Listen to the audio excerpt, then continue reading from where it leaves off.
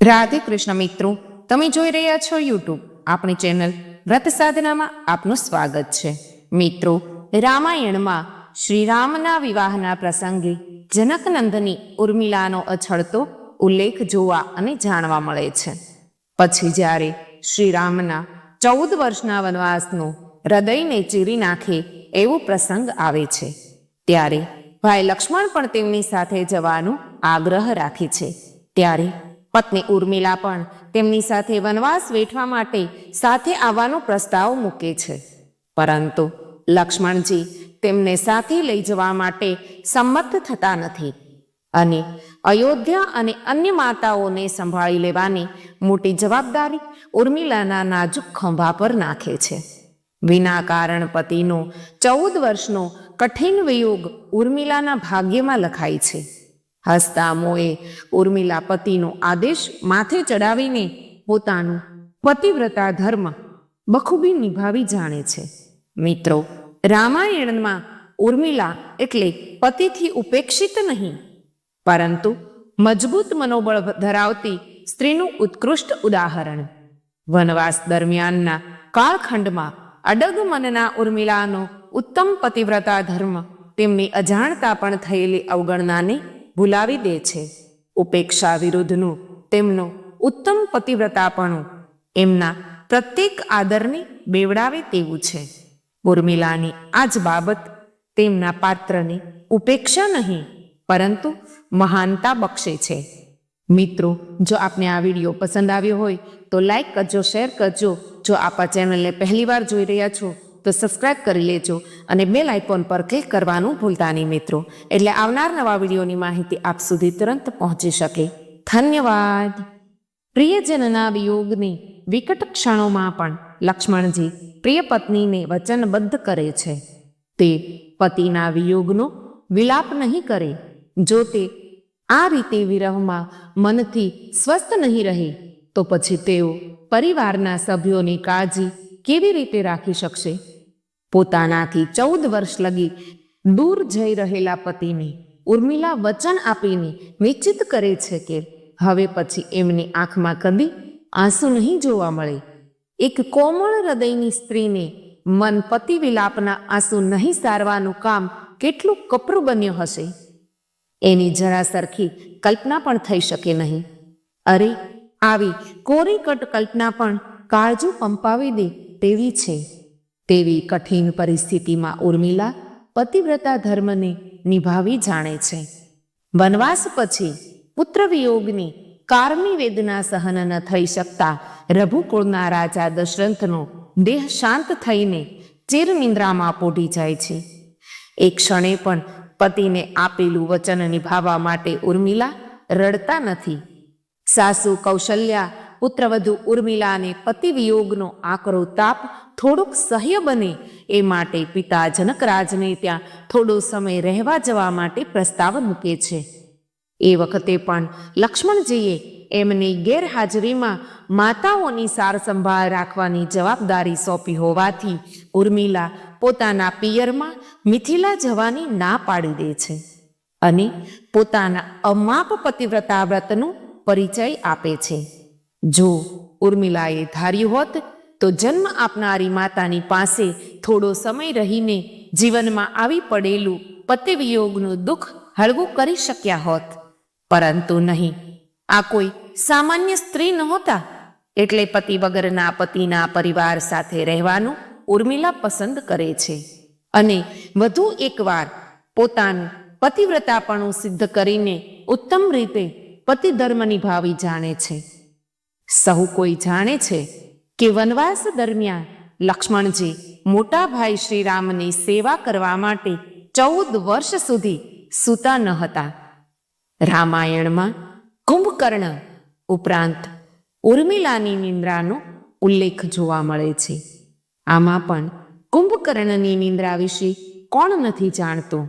રામના વનવાસની પ્રથમ રાત્રિએ લક્ષ્મણજી ચોકી કરવા ઊભા રહ્યા અને તેમણે નિશ્ચય કર્યો કે વનવાસના 14 વર્ષ દરમિયાન ક્યારેય ઊંઘશે નહીં. લક્ષ્મણ ચોકી કરતા હતા તે સમયે નિંદ્રાદેવી આકર્ષક સ્વરૂપે પ્રકટ થયા લક્ષ્મણજીએ પૃચ્છા કરી એટલે નિંદ્રા દેવીએ પોતાની ઓળખાણ આપી અને કહ્યું કે 14 વર્ષ સુધી ન ઊંઘવું એ તો કુદરતના નિયમની વિરુદ્ધ છે. લક્ષ્મણજીએ નિંદ્રા દેવીને કોઈ માર્ગ શોધી આપવા વિનંતી કરી, જેથી તેઓ ભાઈ ભાભીની અવિરતપણે સેવા કરી શકે. ત્યારે નિંદ્રા દેવીએ કહ્યું કે જો કોઈ લક્ષ્મણજીના ભાગની નિંદ્રા 14 વર્ષ સુધી ભોગવવા માટે તૈયાર હોય તો તમને નિંદ્રાથી ઈચ્છિત મુક્તિ મળી શકે. ત્યારે લક્ષ્મણજી નિંદ્રા દેવીને પોતાની પત્ની ઉર્મિલા પાસે જવા માટે કહે છે અને ઉર્મિલા પતિવ્રતા ધર્મ નિભાવવા માટે 14 વર્ષ સુધી ઊંઘતા રહે છે. આ પ્રકારની તેમની ગાઢ નિંદ્રા કાળક્રમે ઉર્મિલા નિંદ્રા તરીકે ઓળખાવા લાગી. દક્ષિણ ભારતમાં જો કોઈ ગાઢ નિંદ્રામાં સરી પડે અને તે સહેલાઈથી જાગી ન શકે તો તેને માટે ઉર્મિલા નિંદ્રા જેવો રૂઢિપ્રયોગ પ્રયોજાય છે. નિંદ્રા દેવીએ તેમને વચન આપ્યું કે જો તેઓ લક્ષ્મણજીને 14 વર્ષ સુધી હેરાન નહીં કરે, પરંતુ જ્યારે તેઓ અયોધ્યા પરત ફરશે ત્યારે ઉર્મિલાની ઊંઘ તૂટી જશે અને લક્ષ્મણજીને ઊંઘ આવશે. ઉર્મિલાની ઊંઘ એ ભૌતિક ઊંઘ નહોતી, પરંતુ પતિ વિરહ પ્રત્યે શૂન્ય થઈ જવાની, પડદો પાડી દેવાની ઊંઘ હતી. જેમ ઊંઘમાં ભૂલી જઈએ તેમ ઉર્મિલાજીએ ભૂલી જવાનું હતું કે તેમના પતિદેવ લક્ષ્મણજી તેમની પાસે નથી. ભાઈ ભાભીની સેવા ઉપરાંતની બીજી રોમાંચક વાત એ પણ છે કે રાવણના પુત્ર મેઘનાદને એવું વરદાન મળ્યું હતું કે 14 વર્ષ સુધી જે વ્યક્તિ નહીં ઊંઘે એ જ તેને પરાજિત કરી શકશે. એટલે રાવણના પરાક્રમી પુત્ર મેઘનાદને હરાવવા માટે પણ લક્ષ્મણજી 14 વર્ષ ઊંઘતા નથી. બદલામાં તેમની ઊંઘ ઉર્મિલાને તેઓ આપે છે. ઉર્મિલા 14 વર્ષ સુધી પતિધર્મ નિભાવવા માટે ઊંઘતા રહે છે.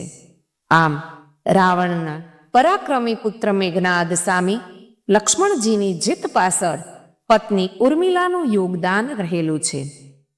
ઉર્મિલા અને લક્ષ્મણને અંગદ અને ચંદ્રકેતુ નામના 2 પુત્રો અને સોમદા નામની પુત્રી હતી.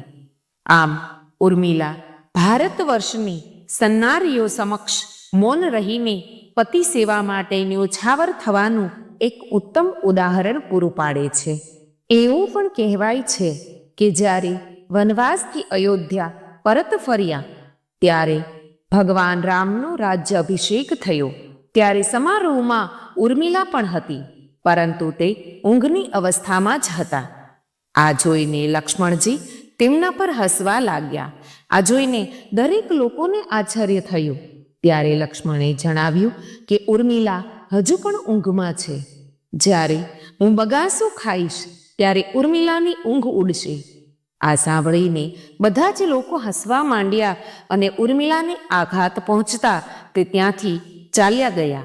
રામાયણનો એક રસપ્રદ કિસ્સો એવો પણ છે કે જ્યારે લક્ષ્મણજી વનવાસથી પરત આવ્યા ત્યારે પત્નીના કક્ષમાં ગયા અને લક્ષ્મણને જોઈને પત્ની ઉર્મિલા ભયભીત થઈ ગયા હતા અને લક્ષ્મણને ઓળખવાનો ઇનકાર કર્યો હતો. જેની પાછળનું કારણ એવું હતું કે પત્ની ઉર્મિલા 14 વર્ષ સુધી સૂતા રહ્યા હતા, જેને કારણે તે લક્ષ્મણને ઓળખી શક્યા ન હતા. મિત્રો, ઉર્મિલાના આ ત્યાગભર્યા જીવન વિશે આપણે વધુ આગળ સાંભળીએ. લક્ષ્મણના ત્યાગમાં ઉર્મિલાનો સહયોગ હતો. ઉર્મિલાએ લક્ષ્મણની વિનંતી પર અનોખું કૃત્ય કર્યું. તે લોકકથાઓ અનુસાર 14 વર્ષ સુધી નિંદ્રા દેવીનો ભાર પોતાના પર લીધો, જેથી લક્ષ્મણ રામ અને સીતાની સેવા માટે સતત જાગૃત રહી શકે. ઉર્મિલા 14 વર્ષ નિંદ્રામાં રહી અને તે તેના પતિ માટે સતત તપસ્યા અને સમર્પણનું પ્રતીક છે. મિત્રો, ઉર્મિલાએ મહાલક્ષ્મી તરીકે પોતાના રાજમહેલમાં રહીને આધ્યાત્મિક જીવન વિતાવ્યું. તેણે શૃંગાર જીવન, સંબંધો અને રાજકીય વૈભવથી દૂર રહીને આ કર્મભર્યું પાલન કર્યું. ઉર્મિલાએ અન્ય રાણી કે શાસક તરીકે રાજમહેલમાં પોતાના ફરજ ઉદ્દેશો નિભાવ્યા. તે અયોધ્યાના માટે સદૈવ ન્યાય અને કરુણાનું પ્રતીક બની. ઉર્મિલાના માટે આ 14 વર્ષ ભૌતિક કષ્ટોથી વધારે માનસિક સંઘર્ષના હતા. તે એકમાત્ર પતિ વિના જીવન જીવી રહી હતી, છતાં નારાજગી કે દુઃખ વિના આ પરિસ્થિતિને સ્વીકારીને પોતાના ધર્મનું પાલન કર્યું. ઉર્મિલાનું જીવન સમર્પણ, ત્યાગ અને સમૃદ્ધ આદર્શનું પ્રતીક છે. તે શીખવે છે કે એક આદર્શ સ્ત્રી માટે ધાર્મિકતા અને કર્મપ્રધાનતા શ્રેષ્ઠ ઉદ્દેશ હોઈ શકે છે અને જીવનના દરેક સંજોગમાં માનસિક મજબૂતી અનિવાર્ય છે. તેથી ઉર્મિલાના 14 વર્ષનું જીવન શાંતિપૂર્વક અને તપસ્યાથી ભરેલું હતું, જે લક્ષ્મણના ત્યાગ અને તેમની કથા સાથે ગાંઠ્યું હતું. મિત્રો, જો આપને આ વિડીયો પસંદ આવ્યો હોય તો લાઈક કરજો, શેર કરજો. જો આપ આ ચેનલને પહેલીવાર જોઈ રહ્યા છો તો સબસ્ક્રાઇબ કરી લેજો અને બેલ આઇકોન પર ક્લિક કરવાનું ભૂલતા નહીં મિત્રો, એટલે આવનાર નવા વિડીયોની માહિતી આપ સુધી તુરંત પહોંચી શકે. મિત્રો, કમેન્ટમાં જય શ્રી રામ લખવાનું ભૂલતા નહીં. ધન્યવાદ.